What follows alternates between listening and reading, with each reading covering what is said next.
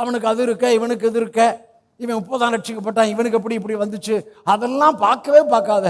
நீ உள்ளான மனுஷனுக்குள்ள ஸ்ட்ராங் அடையும்படி இந்த அகத்தூண்டுதலில், ஆவியானவர் தூண்டுதலில் நாம் இருக்க இருக்க இருக்க இப்போ என்ன ஆகுதுன்னா, நீங்கள் பிசாசுக்கு ஒரு பெரிய பயமாயிருப்பீர்கள்.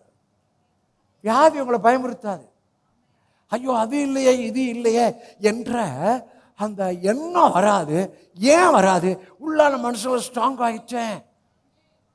காண்கிறது காணக்கூடாது.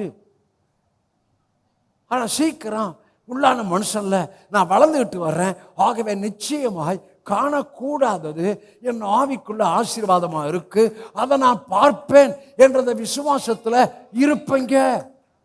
உங்கள் ஆவியில் உள்ளான மனுஷன் ஸ்ட்ராங் ஆகிட்டா உங்கள் ஆவியில் ஒரு எதிர்பார்ப்பு, ஒரு அலர்ட்னஸ், ஒரு விழிப்பு இருந்து கொண்டே இருக்கும். உங்கள் ஆவியில் இவனை குறித்து கவனமாக இருக்கு, இவன் டேஞ்சர், அலர்ட்னஸ்.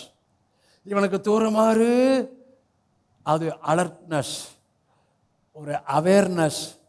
இது உள்ளான மனுஷன் ஸ்ட்ராங் ஆகிட்டா உங்களுக்கு இது எல்லாம் ஆவியில் உங்களை அவர் கைட் பண்ணிக்கிட்டே